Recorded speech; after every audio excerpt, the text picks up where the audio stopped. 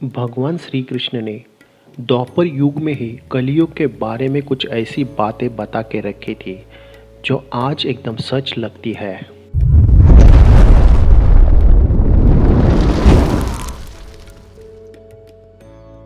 नमस्कार दोस्तों, स्वागत है आपका द एशियंट वर्ल्ड में। भगवान श्री कृष्ण ने द्वापर युग में ही कलयुग के बारे में बहुत सारी बातें बता के रखी थी। कैसा होगा कलयुग, कैसे होंगे कलयुग के लोग, कैसा होगा कलयुग के लोग का एक दूसरे के प्रति व्यवहार। आज के वीडियो में जान लेंगे हम लोग ये सारी बातें।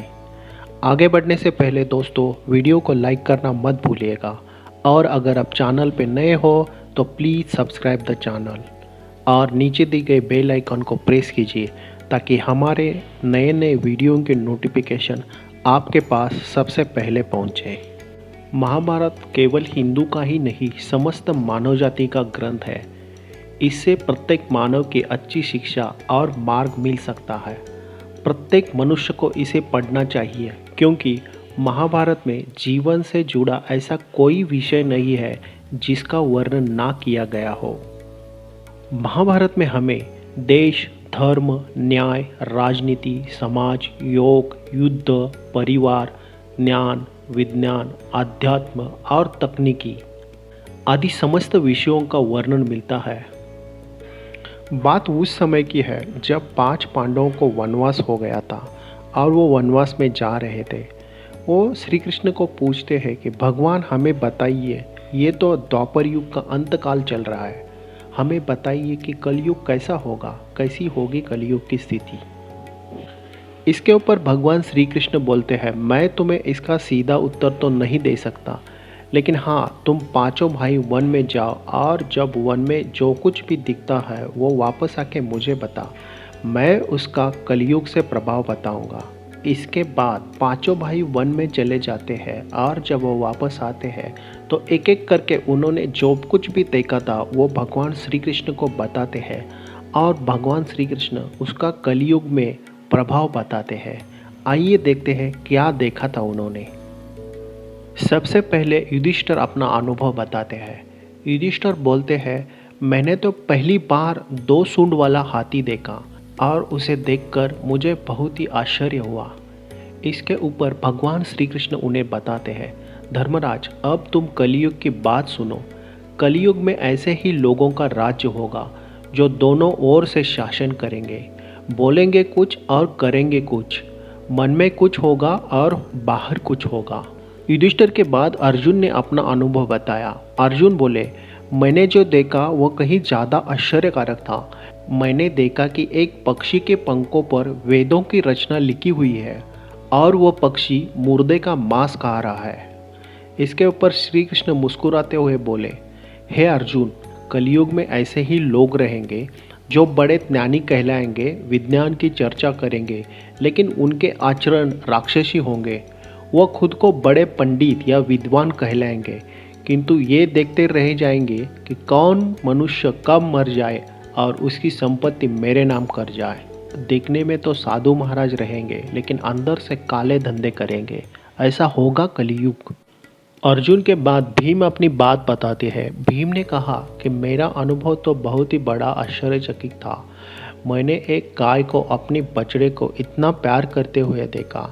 वो गाय बछड़े को प्यार से इतना चाट रही थी कि वो बछड़े के त्वचा से पूरा खून निकल रहा था। ये सुनकर भगवान श्री कृष्ण कहते हैं, कलयुग में मनुष्य शिशुपाल हो जाएगा। कलयुग में माँओं की बच्चों के प्रति ममता इतनी बढ़ जाएगी कि वो बच्चों को खुद के विकास का अवसर ही नहीं मिलेगा। मोह माया में ही घर बर्बाद हो जाएंगे। किसी का बेटा अगर घर छोड़कर साधु बन जाता है तो हजारों लोग आकर उसके दर्शन करेंगे, लेकिन अगर अपना खुद का बेटा साधु बन जाएगा तो रोएंगे, पीटेंगे और बोलेंगे, ये क्या हुआ मेरे बेटे का। इतनी ज़्यादा ममता होगी कि उसे मोह और माया में पूरा परिवार बांध के रखेंगे। उसका जीवन वही खत्म हो जाएगा। वास्तव में लड़के तुम्हारे नहीं है, वो तो बहुओं की अमानत है और लड़कियां जमाई की अमानत है। ये तुम्हारा शरीर मृत्यु की अमानत है, तुम्हारी आत्मा परमात्मा की अमानत है। ये किसी के समझ में ही नहीं आएगा। सब लोग एक दूसरे के मोह माया में बंधे रहेंगे। उसके बाद सहदेव ने अपना अनुभव बताया। सहदेव बोले, हे श्री कृष्ण, मैंने जो देखा वो तो बहुत आश्चर्यचकित था। मैंने देखा कि 5-7 बहुत बड़े कुएं हैं, वो भरे हुए हैं, लेकिन उनके बीच में एक कुआं है जो कि सबसे गहरा है लेकिन बिल्कुल खाली है। ऐसा कैसे संभव है? इसके ऊपर भगवान श्री कृष्ण बोले, हे सहदेव, कलयुग में लड़कियों का विवाह, घर के छोटे बड़े उत्सव, ऐसे में अमीर लोग लाखों रुपए खर्च कर देंगे, लेकिन उनके ही पड़ोस में यदि कोई भूखा मर रहा है तो उसको देखने के लिए भी उनके पास टाइम नहीं रहेगा। उनका अगर कोई सगा भी भूखा मर रहा है तो उसको नहीं देखेंगे और दूसरी ओर मौज मदिरा, मांस भक्षण, सुंदरता और जश्न में पैसे उड़ाएंगे। किसी के आंसू पोंछने के लिए उनके पास ना टाइम रहेगा ना रुचि रहेगी। कहने का तात्पर्य यह है कि कलयुग में अन्न के भंडार तो रहेंगे, लेकिन लोग भूख से भी मरेंगे। बंगलों में ऐशो आराम रहेगा, लेकिन पास की झोपड़पट्टी में आदमी भूख से मर जाएंगे, लेकिन उनका दुख जानने के लिए किसी के पास समय ही नहीं रहेगा। सहदेव के बाद नकुल बोले, हे भगवान, मैंने भी एक ऐसी ही चीज़ देखी।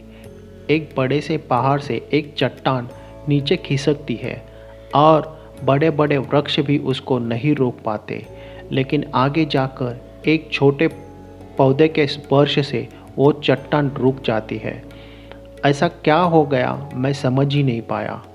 इसके ऊपर भगवान श्री कृष्ण बोलते हैं, कलयुग में मानव का मन नीचे गिरेगा, उसका जीवन इतना पतित होगा कि उसे कोई नहीं रोक सकेगा। ना धन की शिलाओं से, ना सत्ता के वृक्षों से रुकेगा। इतना नीचे गिरेगा मानव का जीवन।